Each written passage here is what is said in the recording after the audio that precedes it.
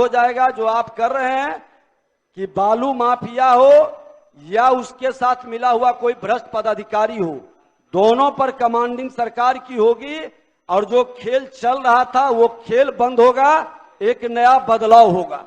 माननीय मंत्री जी, सवाल आपने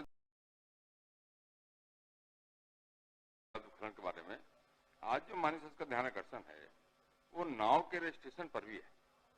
तो जो नाव चलता है, स्वाभाविक है, आपने पहले अपने जवाब में कहा है कि नाव के रजिस्ट्रेशन की व्यवस्था आपके यहाँ है।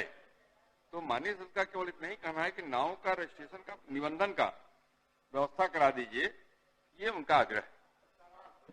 और चालान करा, जो वैध है उसकी बात हो रही है, अवैध की तो कोई बात ही नहीं हो सकती है। अवैध के बारे में कोई छूट देने का सवाल ही नहीं पैदा होता, लेकिन जो वैध है उसकी बात की जा रही है। नमस्कार, मैं श्वेता और आप देख रहे हैं न्यूज फाउंडेशन। आखिर ऐसा क्या हुआ कि विधानसभा के अध्यक्ष भाई वीरेंद्र के साथ खड़े नजर आए? विपक्ष के रूप में भाई वीरेंद्र सरकार से सवाल कर रहे हैं और सरकार जब इन सवालों का जवाब नहीं दे रही है तो विधानसभा के अध्यक्ष भाई वीरेंद्र के साथ खड़े नजर आते हैं और कहते हैं कि आप लोग इनकी सवालों का जवाब क्यों नहीं दे रहे हैं। मामला दरअसल गंगा नदी को लेकर है, गंगा नदी में नावों को लेकर है। इस पर विजय कुमार सिन्हा ने कहा है कि इस पर सरकार को कोई एक्शन लेना चाहिए, काम करना चाहिए, खास करके जीविका दीदियों के लिए काम करना चाहिए। इस पर विजय कुमार सिन्हा जो कि बिहार के डिप्टी सीएम है, वो कुछ भी बोलते हुए नजर नहीं आते हैं। भाई वीरेंद्र के बार बार बोलने पर भी तो विधानसभा के अध्यक्ष खड़े हो जाते हैं और खड़े होकर कहते हैं कि अरे भाई, ये लोग जब से इतनी मांग कर रहे हैं, इतना कुछ बोल रहे हैं, तो आप लोग क्यों नहीं बोलते हैं, क्यों नहीं जवाब देते हैं। उसके बाद विजय कुमार सिन्हा ने भाई वीरेंद्र का जवाब दिया। चलिए हम आपको विधानसभा से वो लाइव तस्वीरें दिखाते हैं जब भाई वीरेंद्र के साथ विधानसभा के अध्यक्ष खड़े हो गए। अध्यक्ष महोदय,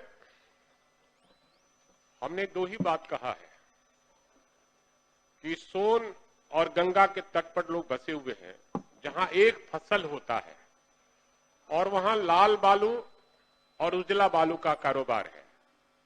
तो मैं सरकार से एक ही आग्रह कर रहा हूं कि नाव का रजिस्ट्रेशन करा दे और चालान की व्यवस्था करवा दे। ये लंबा चौड़ा भाषण देने से क्या फायदा है?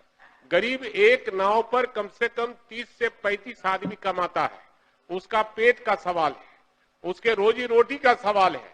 इसलिए हम हासन से भी आग्रह करेंगे कि माननीय मंत्री जी उन लोगों का रजिस्ट्रेशन नाव का करा दे और चालान की व्यवस्था करा दे, अवैध रूप से नहीं, वैध रूप से, ताकि उसका जीविकोपार्जन चल सके। माननीय मंत्री महोदय, बहुत स्पष्ट तौर पर बताया गया कितने खनन चालू हैं, घाटों का कितने का, जो रजिस्टर्ड हैं या जो जिनके लोग हैं उस पर कोई कार्रवाई नहीं हो रही है। कार्रवाई अवैध खनन करने वाले और अवैध लोगों पर, बालू माफियाओं पर हो रहा है महोदय। और मैं बता दूं कि अभी निर्णय लिए हैं हम लोग महोदय कि कमांड कंट्रोल बनाने जा रहे हैं, जो सभी खनन के बालू के खदानों का पूरा हेड ऑफिस से निगरानी होगी और अवैध खनन करने वाले बालू माफियाओं पर भी, जो अवैध नाव से खनन कर करके इस तरह से बिहार के अंदर अराजकता फैला रहे हैं, ऐसे लोगों पर दबिश लगाया जाएगा। पूर्व से जो कार्यरत कंट्रोल रूम है उसको और नए टेक्नोलॉजी से हम लोग व्यवस्थित कर रहे हैं महोदय, और कमांड कंट्रोल की व्यवस्था होने पर कई समस्याओं का समाधान हो जाएगा। जो आप कर रहे हैं कि बालू माफिया हो या उसके साथ मिला हुआ कोई भ्रष्ट पदाधिकारी हो, दोनों पर कमांडिंग सरकार की होगी और जो खेल चल रहा था वो खेल बंद होगा, एक नया बदलाव होगा। माननीय मंत्री जी, सवाल आपने तो बहुत विस्तृत जवाब दिया है। जो सरकार की नीति है बालू अवैध उत्खनन के बारे में, आज जो माननीय संसद का ध्यान आकर्षण है वो नाव के रजिस्ट्रेशन पर भी है। तो जो नाव चलता है, स्वाभाविक है, आपने पहले अपने जवाब में कहा है कि नाव के रजिस्ट्रेशन की व्यवस्था आपके यहाँ है। तो माननीय संसद का केवल इतना ही कहना है कि नाव का रजिस्ट्रेशन का, निबंधन का व्यवस्था करा दीजिए, ये उनका आग्रह है। और चालान करा, जो वैध है उसकी बात हो रही है, अवैध की तो कोई बात ही नहीं हो सकती है। अवैध के बारे में कोई छूट देने का सवाल ही नहीं पैदा होता, लेकिन जो वैध है उसकी बात की जा रही है।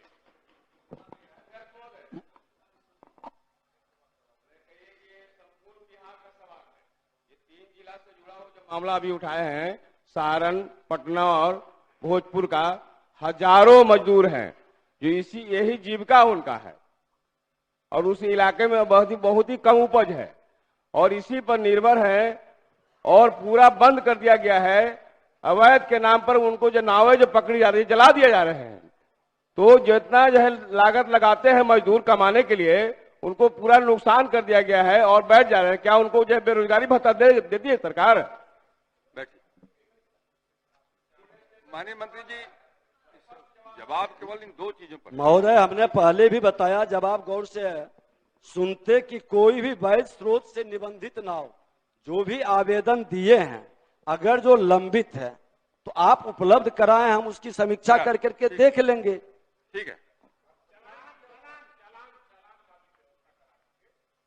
रजिस्टर्ड नाव है वो चालान ले आप और वैध हमने रूप कहा से कि चलाने का काम आप उसका उपलब्ध किस घाट का कहाँ का ये मामला है, तो आप डिटेल देंगे तो हम दिखवा लेंगे, पार्टिकुलर बता दें कहाँ का है।